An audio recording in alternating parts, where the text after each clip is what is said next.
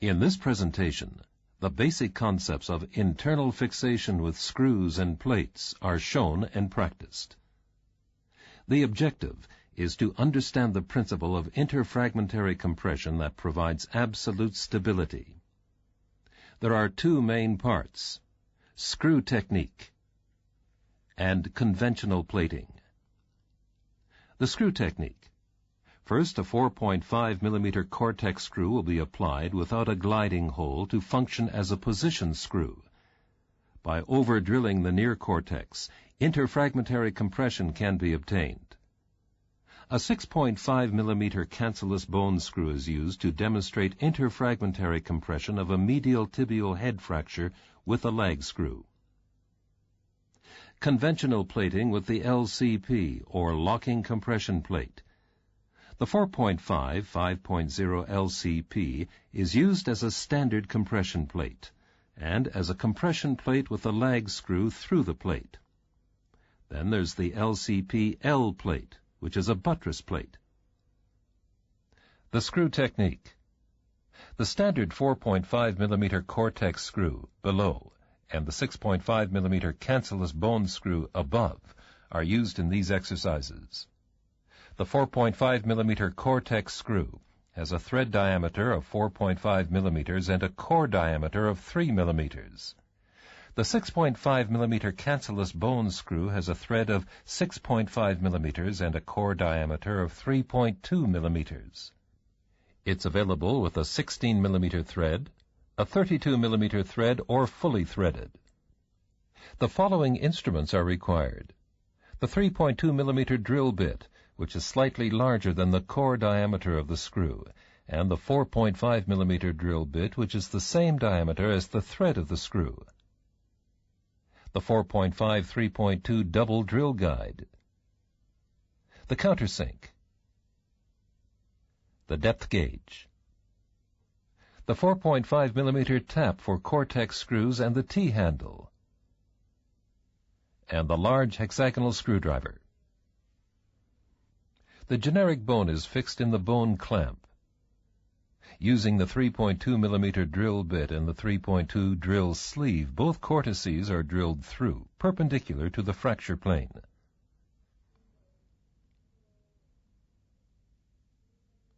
The depth gauge is used to determine the required screw length.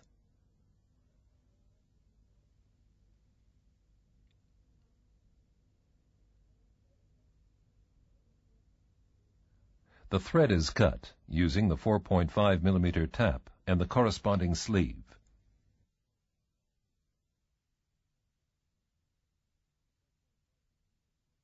The 4.5 millimeter Cortex screw is inserted. Compression between the screw head and the bone surface is obtained, but as both the near and far cortex are threaded, the fracture gap will not be closed or compressed. This screw is called a position screw. The mechanism is now illustrated.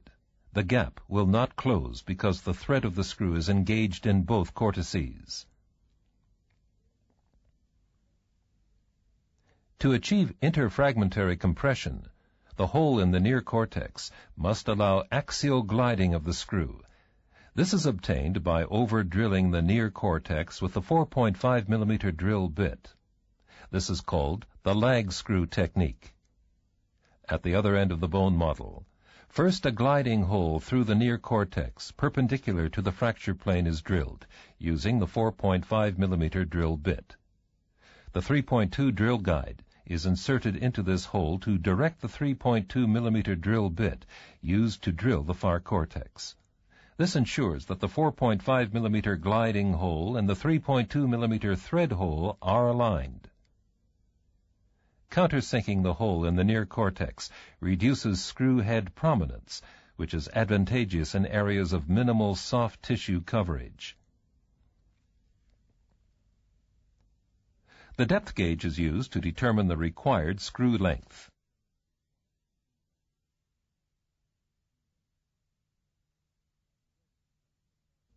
A thread is cut in the far cortex using the 4.5 millimeter tap through the drill sleeve.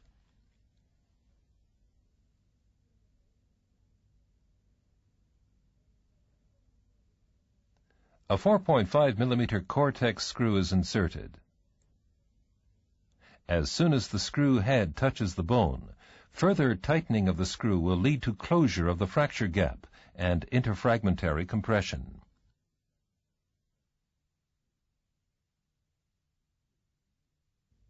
The screw is removed and the bone model rotated. A lag screw is inserted as before.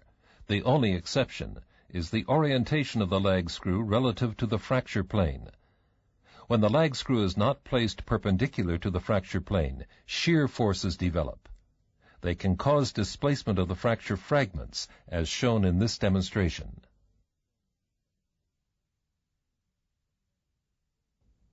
The cancellous bone screw. The 6.5 millimeter cancellous bone screw is used to demonstrate interfragmentary compression of a medial tibial head fracture with a lag screw. The following instruments are required. A 1.6 millimeter K wire with the 2.0 triple drill guide. The 3.2 millimeter drill bit. It has the same diameter as the core of the screw, and the 6.5 3.2 double drill guide. The depth gauge. The 6.5 millimeter cancellous bone tap, which has the same diameter as the thread of the screw, along with the T-handle. A 6.5 millimeter cancellous bone screw with a 16 millimeter long thread and a washer, and the large hexagonal screwdriver. The fragment is reduced and fixed with the pointed reduction forceps.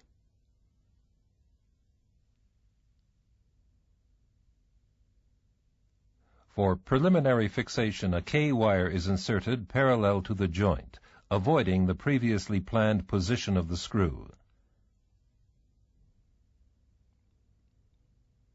The hole is drilled with the 3.2 millimeter drill bit and drill sleeve without penetrating the opposite cortex.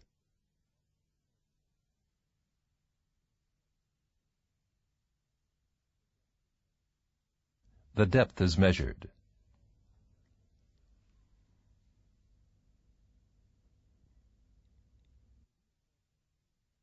The near cortex is tapped with the 6.5 millimeter tap and sleeve. In young patients with good bone quality, the entire length of the hole should be tapped. A 6.5 millimeter cancellous bone screw with a short thread and a washer is inserted. In its final position, the entire threaded portion of the screw must lie beyond the fracture plane to achieve interfragmentary compression. The required compression is achieved by tightening the screw. With dense bone, a washer may not be required. The K-wire and the reduction forceps are removed. Depending on the fracture pattern, a second screw or a buttress plate may be needed. Conventional plating technique. The first part of this exercise will show the LCP used as a standard dynamic compression plate. The unthreaded half of the combination hole, known as the dynamic compression unit, accommodates standard 4.5 millimeter screws used for axial compression. Wide angulation of the screws is possible.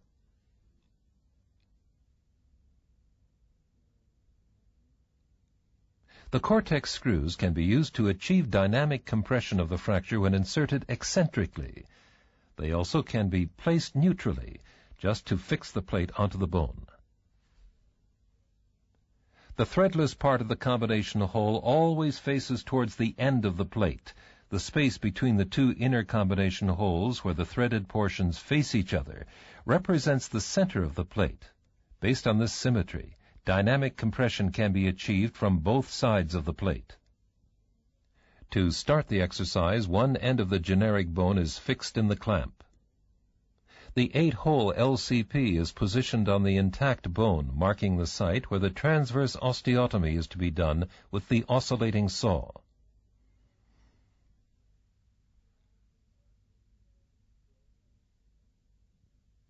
The plate is placed and secured with bone-holding forceps to the bone fixed in the clamp so that the center of the plate lies over the osteotomy. The plate is now fixed in place with one screw. The 4.5 3.2 universal drill guide is used to direct the drill bit and protect the soft tissues. To obtain dynamic compression of the fracture, the drill sleeve must be placed eccentrically against the smooth border of the combination hole away from the fracture. To do so, the spring-loaded drill sleeve may not be pressed into the plate hole. The insert therefore remains flush with the outer sleeve. Alternatively, by pressing the drill guide down against the bone, it will be centered in the compression unit of the combination hole. In this neutral position, no additional movement or compression will result from screw insertion. The spring-loaded insert now protrudes from the outer sleeve. With the drill guide in the neutral position, a 3.2 millimeter hole is drilled through both cortices. The depth gauge is used to determine the required length. The thread is cut in both cortices with the 4.5 millimeter tap. The soft tissues and the plate surface are protected with the appropriate protection sleeve. A 4.5 millimeter Cortex screw is inserted and tightened. The second half of the bone is reduced and fixed to the plate with the bone-holding forceps.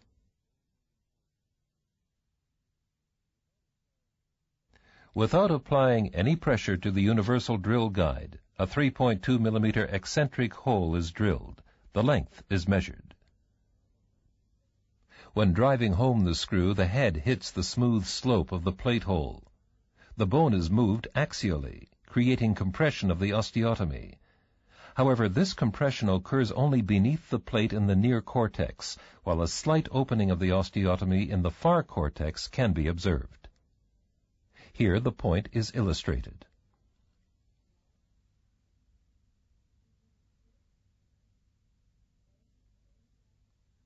The widening of the gap in the far cortex can be avoided by overbending the plate, like this.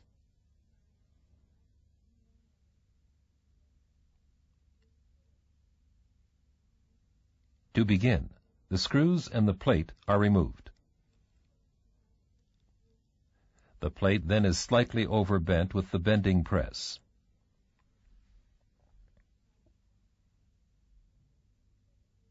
The same osteotomy is now fixed with the overbent plate and the screws. For optimal compression without loss of reduction, it's recommended to sequentially tighten the screws. The gap is now closed, and the bone is compressed over its entire cross-section.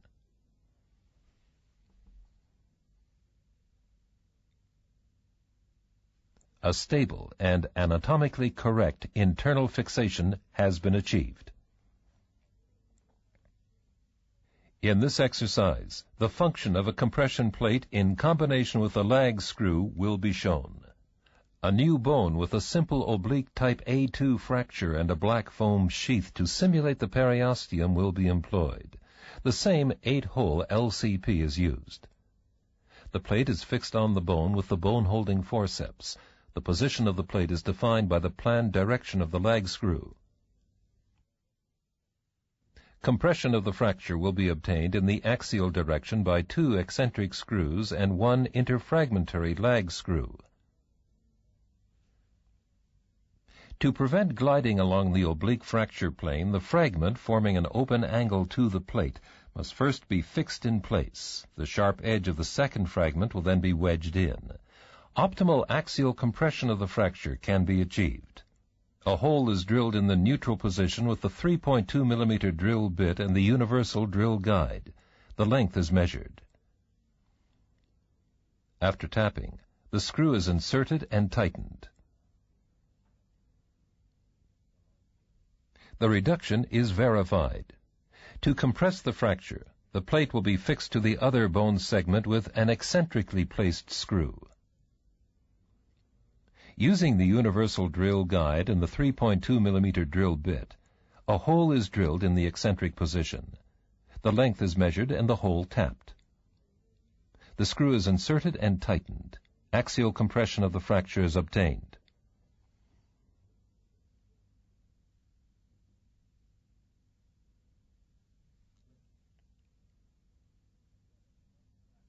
Again, a slight gap in the far cortex is seen. It widens when bending the whole construct.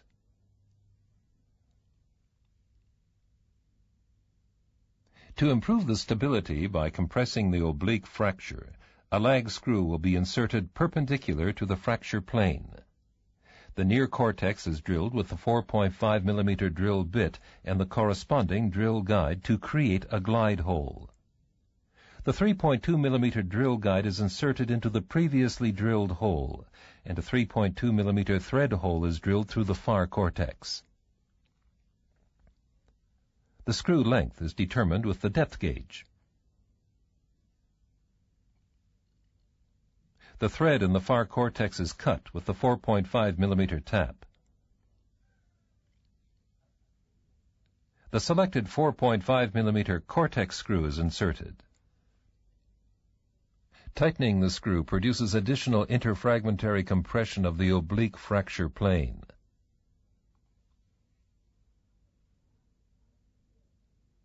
Absolutely rigid fixation of the fracture has been achieved by pre-loading the construct as well as producing friction at the fracture site. The fixation is finished off with two more 4.5 mm screws at either end of the plate. However, the periosteum has been compressed as well, which interferes with the cortical blood supply.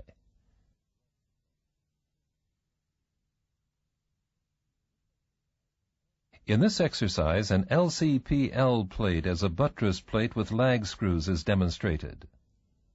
Intra-articular fractures are usually produced by shearing and bending forces. Fixation by lag screws only often cannot prevent secondary displacement in poor quality bone. Such displacement can be overcome by applying a plate to serve as a buttress. A split wedge fracture of the lateral tibial plateau is reduced anatomically and held in place with the large pointed reduction forceps.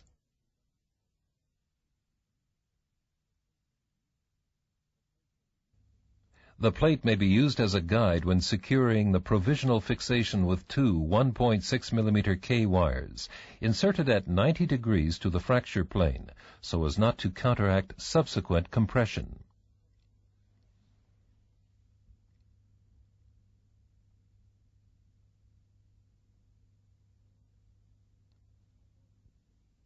The forceps is removed.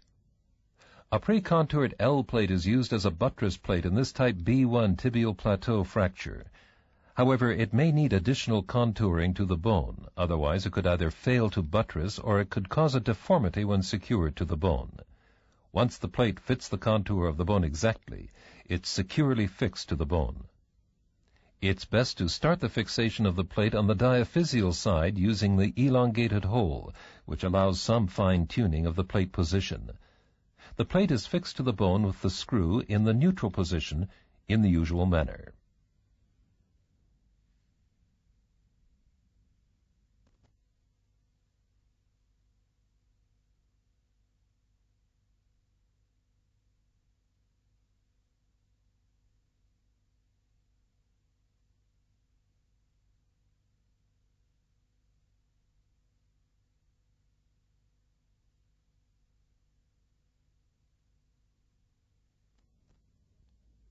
To secure the split wedge fragment, a 6.5 mm cancellous bone screw can be inserted either through the plate or independent of it. It's important that the lag screw be placed where it will provide the best compression of the articular fragments. In this case, the cancellous screw is inserted through the plate.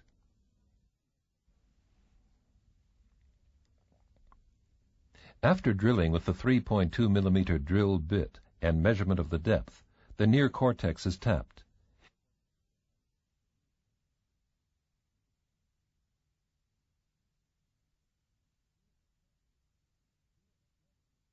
Here, a cancellous screw with a 32 mm long thread is inserted. For a screw to act as a lag screw, the thread must not cross the fracture line.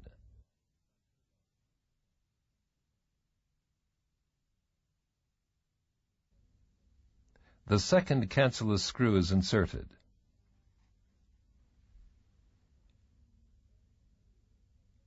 The screws are tightened alternately.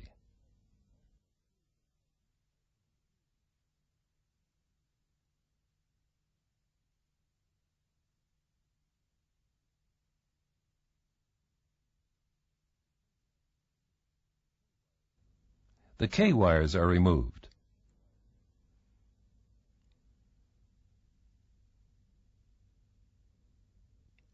The most distal plate hole is filled with a 4.5 millimeter Cortex screw.